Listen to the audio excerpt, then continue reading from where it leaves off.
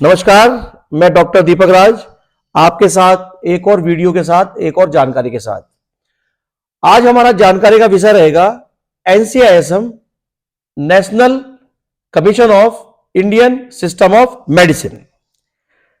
जैसे कि आप सब लोग जानते हैं कि बीएमएस जो पाठ्यक्रम है वो आज एक बड़ा महत्वपूर्ण पाठ्यक्रम है, देश समाज के लिए भी और संस्थान के लिए भी। तो उसके विषय में जो एनसीआईएसएम समय समय पर गाइडलाइन जारी करता रहता है, नॉर्म्स में चेंजेस या नॉर्म्स के बारे में जो वो जानकारी देते हैं अपने पोर्टल के माध्यम से या अखबार या अन्य माध्यम से, तो हमने ये सोचा इस विषय में भी हम लोग वीडियो बनाना शुरू करें। तो इस सीरीज में, इस क्रम में आज ये पहला वीडियो है।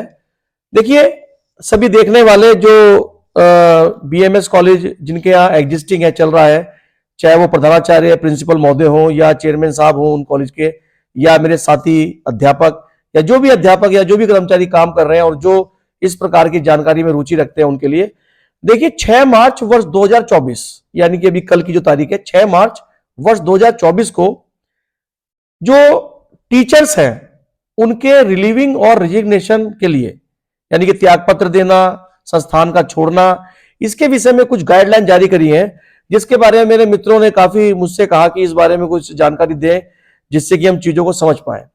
देखिए, लगातार एनसीआईएसएम को ऐसी बातें प्राप्त हो रही थी, जानकारी हो रही थी कि जो हमारे डॉक्टर साहब हैं, जो अध्यापक हैं, उनको रिलीविंग में या रिजिग्नेशन में समस्या आ रही है, संस्थान रिलीव नहीं कर रहे हैं या उनको कोई समस्या है या संस्थान को भी समस्या है, मैं ये कहना चाहूंगा।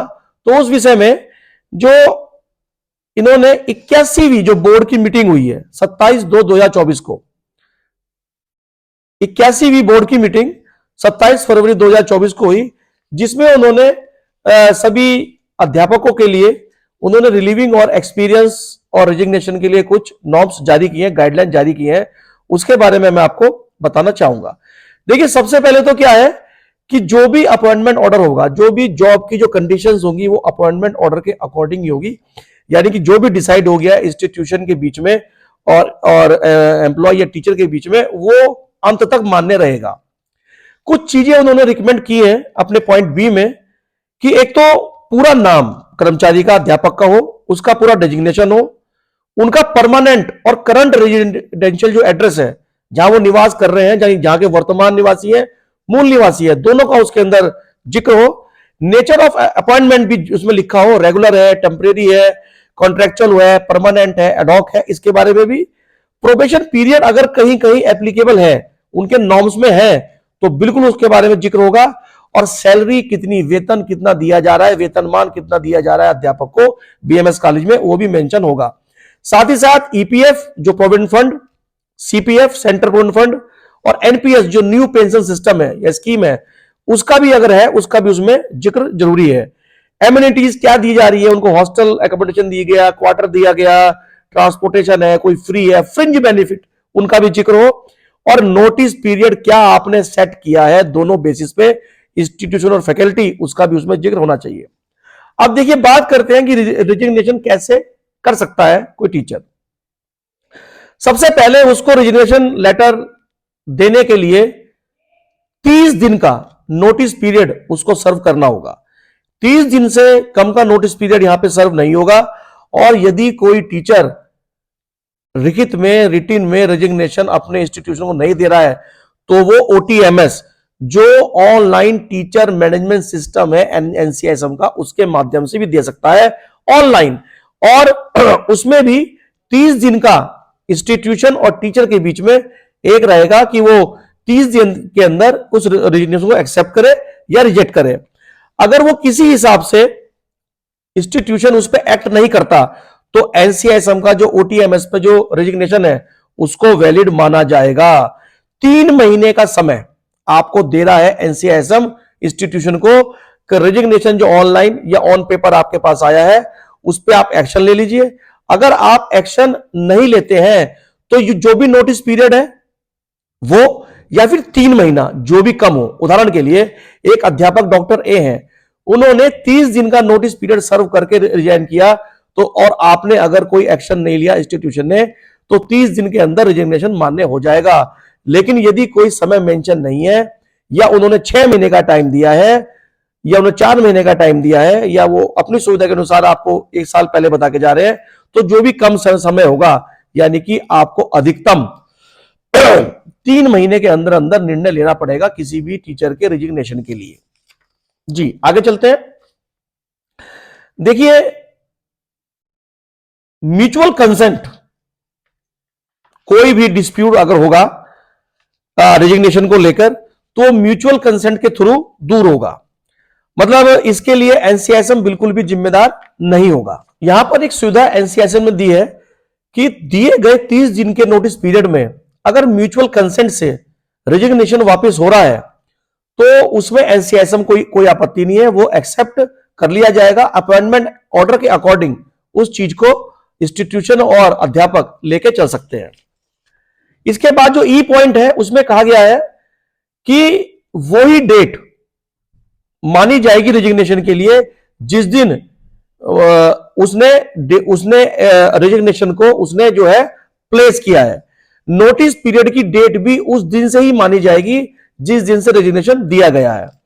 देखिए, रिलीविंग जो है फैकल्टी का, उसमें एनसीआईएसएम का कोई जो है इंटरवीन नहीं है, कोई हस्तक्षेप नहीं है, लेकिन यहां एनसीआईएसएम ये अपील करता है कि जितने भी अध्यापक हैं उनको समय से उनका resignation, experience letter, relieving letter दे दिया जाए। लेकिन साथ ही साथ किसी भी रेजिग्नेशन के लिए एनसीआईएसएम जिम्मेदारी नहीं लेता है। देखिए यहां पर क्या है, ऑनलाइन जो भी एप्लीकेशंस आएंगी या जो हार्ड कॉपी आपकी फिजिकली प्रेजेंट की जाएगी रेजिग्नेशन की, एनसीआईएसएम का कहना है कि उसकी हार्ड कॉपी आप बिल्कुल अपने पास लेकर रखें, टीचर भी रखें सुरक्षित और संस्थान भी।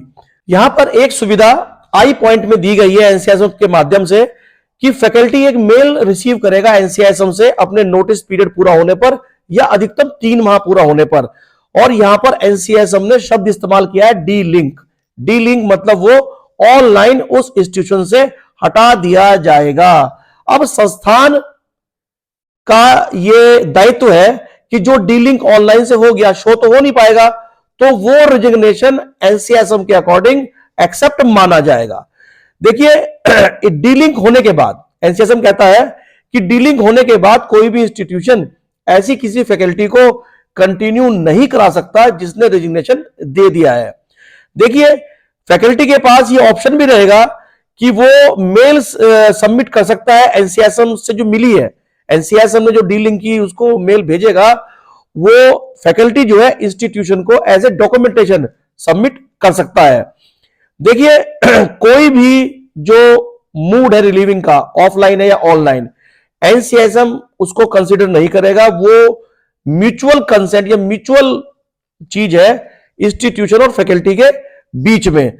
यहां पर प्रस्तावना में नीचे एनसीआईएसएम ने एक बड़ी स्पष्ट बात की है कि किसी भी क्रम में अगर कोई डिस्प्यूट या विवाद फैकल्टी और इंस्टीट्यूशन के बीच में आता है, चाहे उनके रिलीविंग लेटर को लेकर, एक्सपीरियंस लेटर को लेकर, या कोई सर्टिफिकेट को लेके, नो ड्यूज के सर्टिफिकेट्स को लेके, सैलरी के मैटर को लेके, तो अगर वो सेटल करना पड़ेगा एमिकेबली फैकल्टी और इंस्टीट्यूशन को, और इस बीच में एनसीआईएसएम उनको कोई इंटरवीन नहीं करेगा। लेकिन ये सेटलमेंट का टाइम स्टुपुलेटेड टाइम पीरियड होगा, जो कि नोटिस पीरियड के हिसाब से 30 महीने या अधिकतम जो है 3 महीने का रखा गया है। देखिए, कोई भी ग्रीवेंस एनसीआईएसएम इस बारे में अब एंटरटेन नहीं करेगा इंस्टीट्यूशन से या फैकल्टी से कि जो इस गाइडलाइन को जो है ओवररूल करें। आशा करता हूं यह जानकारी आप लोगों के लिए बहुत महत्वपूर्ण होगी। आप अपने सुझाव मेरे नीचे दिए गए ईमेल आईडी पे दे सकते हैं। ऐसे ही अच्छे वीडियो, जानकारी से भले वीडियो जानने के लिए हमसे जुड़े रहें, सब्सक्राइब करें चैनल को, शेयर करें, लाइक करें। मैं डॉक्टर दीपक आपसे अलविदा लेता हूं, मेरे साथ कैमरामैन अश्विनी सैनी। धन्यवाद।